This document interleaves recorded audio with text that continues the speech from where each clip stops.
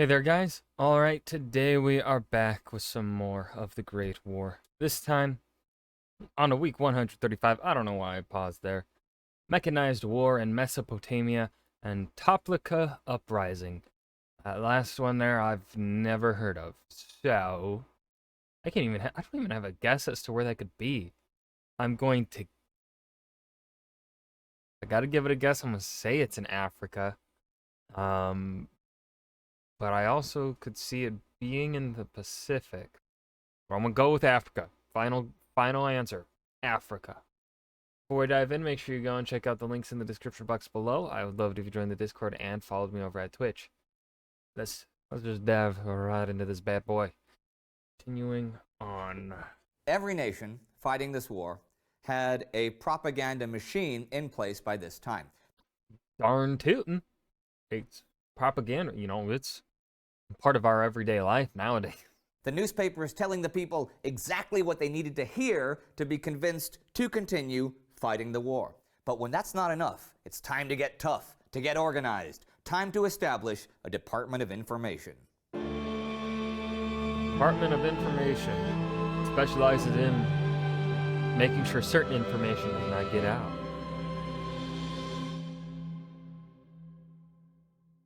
I'm Indy Nidell. Welcome to the Great War. Last week, the British made progress. I didn't say it in the last episode. God damn, I still love this map.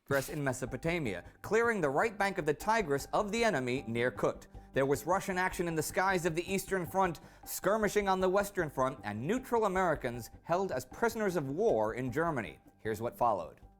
It seemed that modern mechanized war was truly coming to Mesopotamia, for starters, as British artillery near Kut overwhelmed any Ottoman counterattacks as the British advanced up the Tigris River towards Kut al-Amara.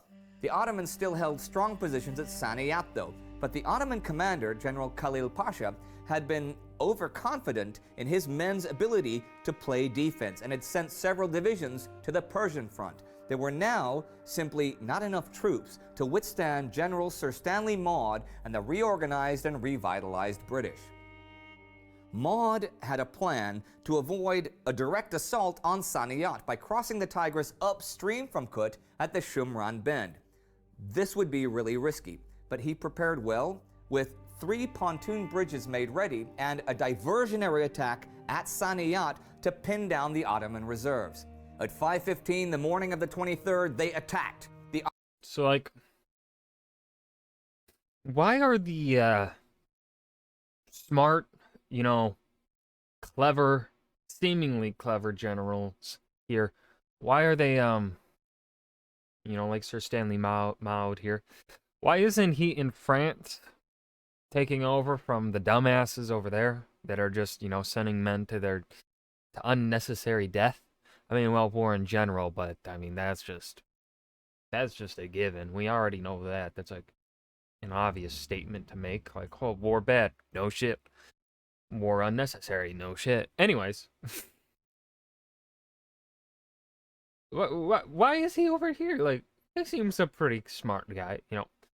Maybe he'd fail against the Germans, but he's thinking pretty smart over here. Ottoman counterfire was fierce, but the British held the bridgehead just long enough to get a pontoon bridge up. When the Ottomans realized what was happening, they evacuated Saniyat to avoid being cut off, and as the week came to an end, they began evacuating Kut itself. And another army was also being pushed back this week on the Western Front, the Germans. On February 17th, the British made gains on both sides of the river Ancre, capturing 761 German soldiers, including 12 officers. During the doesn't really sound that many. Less than 1,000? Preliminary artillery bombardment, a British artillery sergeant left the trenches with a telephone, made it to a shell hole for cover in a forward position, and directed the gunfire that destroyed the German barbed wire emplacements. This sort of combat activity continued all week. On the 20th, New Zealand troops penetrated German lines south of Armentières 300 meters, wrecking dugouts and trench works. Now, if a New Zealand brigade is coming at me, I'm surrendering on sight. Now, if the moment I know that they are New Zealanders, my gun is going to the floor and my hands are going to the air. Southeast of They Ypres, the British scary. penetrated 500 meters after desperate fighting, taking 114 prisoners and several machine guns. The steady pressure on the Germans since the beginning of February had yielded results far beyond British Field Marshal Sir Douglas Haig's expectations. The Germans had been forced to abandon their front on the Ancre and move to new defenses on Bapaume Ridge. This retreat covered about 5 kilometers, and the British occupied a number of German strongholds with no fighting. The Germans had saved their guns, but had destroyed ammunition dumps with loads of ammunition they couldn't take with them. By this week, it really began to seem like the Germans were up to something, but the foggy weather prevented British airmen from seeing just what it was. The Germans were, in fact, up to something, but if the British can't see what it was, then neither can we for the time being. Darn. Something else happened as the week drew to a close Man, I wanna that would know. have huge ramifications later on. Now, over the past couple of weeks, I've talked a lot about the situation between Germany and the United States, especially since the U.S. broke off diplomatic relations between the two. Last month, I mentioned a telegram sent by German Foreign Minister Arthur Zimmermann to the German ambassador in Mexico City. The telegram proposed an alliance between Germany and neutral Mexico, whereby Mexico... Man, I still want to know why Germany even thinks this is like because this don't make sense. And no matter how you look at it, Mexico, there's no way you can spin it that Mexico could actually do anything against the USA. Like, for one, Mexico and everyone else around and the Germans are going to know that they can't get troops over to Mexico to, help the Mexicans fight the USA. Even if Mexico were willing to fight the USA. Secondly, I don't think the Germans would be much use. Like, the amount of troops that the Germans would probably be able to even, if, say, they could send troops over, the amount that they would probably be able to send troops over, the amount would probably be so inconsequential. Or hell, even by the time that they maybe cross the Atlantic Ocean and get on Mexican shores, Mexican army could be in full retreat from the U.S. because the Mexican army just, at this point in time, isn't good. Mexico is held together like by strings at this point, I think, especially in the early 1900s here. Mexico is not having a good time with itself. Like, we talked about this previously when the Zimmermann telegram first showed up, and Pancho Villa, and how the U.S. sent troops into Mexico to get Pancho Villa, and the Mexican government couldn't do shit about it. Like, if the USA were to do that to, like, Canada, let's say there's a Canadian dude that is wanted by the U.S., and the U.S. sends in armed forces into Canada to go and get that guy. Fucking USA ain't gonna get away with that. But they could do it to Mexico without anyone saying shit. So, like, now, of course, there were probably people getting upset about it, of course. Justifiably so, right? And U.S. sending an army into a neutral nation. Even if Pancho Villa was a bad person. But I don't understand the logical leaps that Germany has to make here to where they think this is a good idea in any sense of the way. Mexico would declare war on the U.S. Germany would provide huge financial support, and Mexico would receive its former territory and... How would money help? Like, yeah, money will pay for... Texas, Arizona, and New Mexico. Pretty serious intrigue, getting one neutral nation to attack another one to prevent that one from going to war with yourself. Anyhow, the German transit... Like, I understand why trying to find some way to get the USA not to go to war with you, but, like, Germany, at this point, you are being the aggressor. You are going to. It's like, really, war with the USA could have been avoided. Kind of, sort of, not really. Like, if we really look at the big scheme of things and everything coming together, I do think that Woodrow Wilson was going to involve the USA at some point.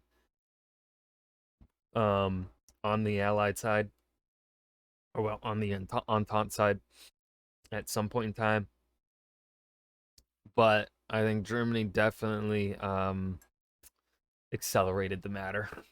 Atlantic telegraph cable had been cut. So Zimmerman used a British-owned cable that President Woodrow Wilson had provided him for negotiations, and he sent the coded telegram.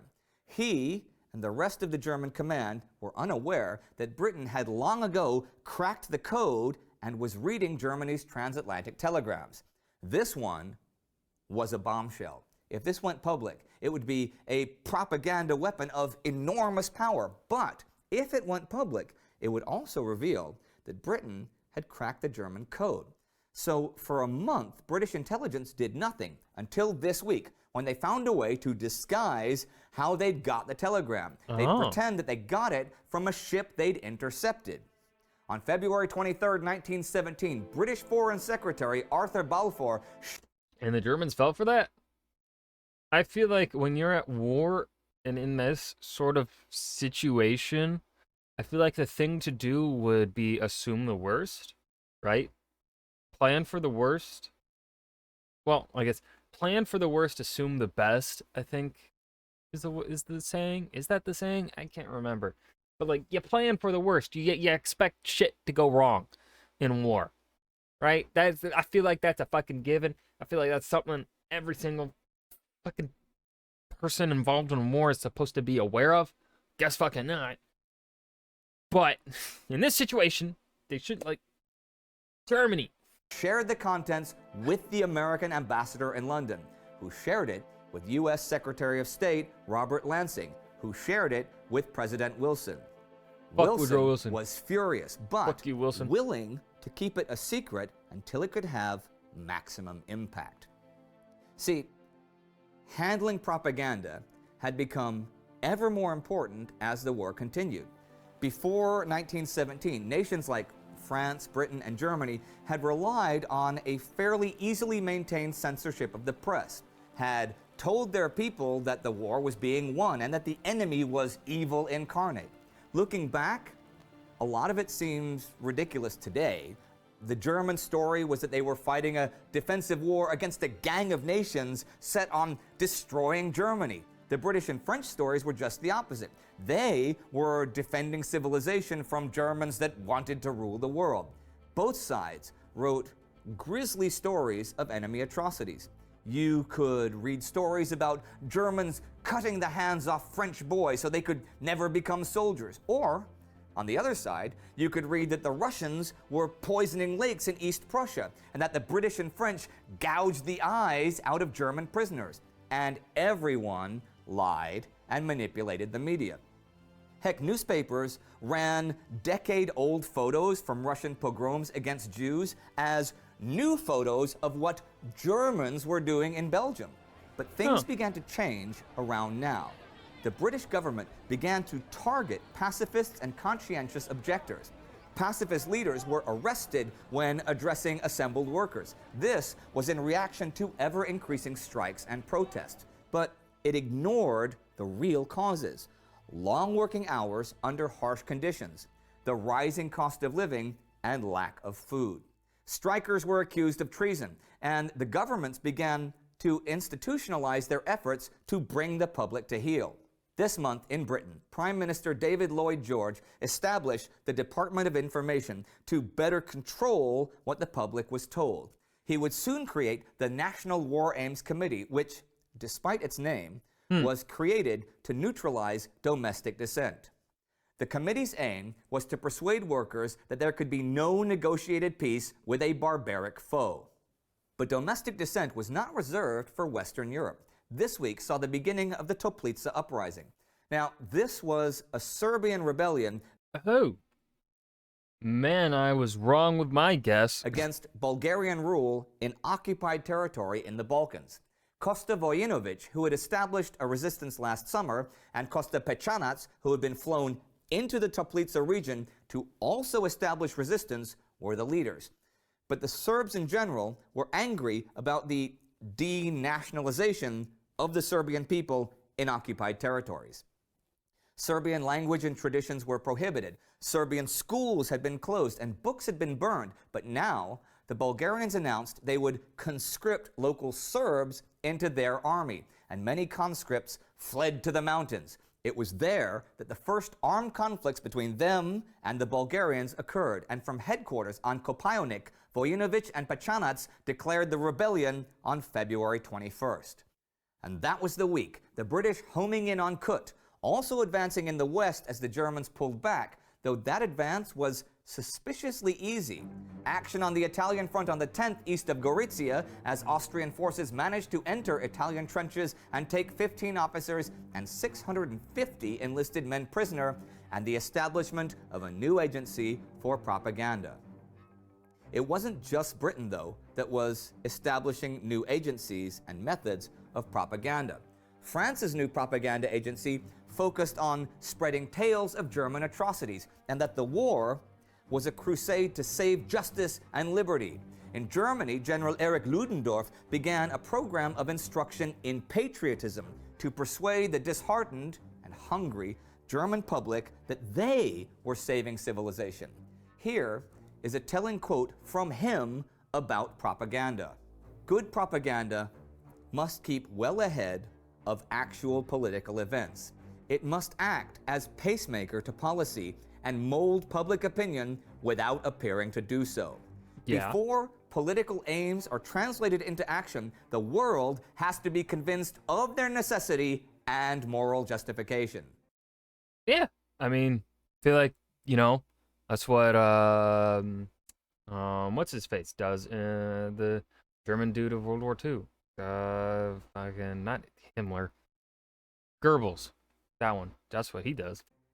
You can guess the long-term results of all this when the real world is And I mean, it's what we do today. abandoned. The propagandists saw to it that whoever lost the war would feel absolutely and irredeemably wronged, and whoever won would have enormous difficulties in dealing with any sense of reason or rationality with the populations of the defeated nations. Another gruesome reality of modern war. A big propaganda. And that was Mechanized War in Mesopotamia. I know he said it differently. I don't know how to say it. Toplica Uprising. The Great War, week 135. I've got nothing to add here at the end. I hope you guys enjoyed. Remember to hit that like button and subscribe for more. And I will see you guys in the next video. Peace.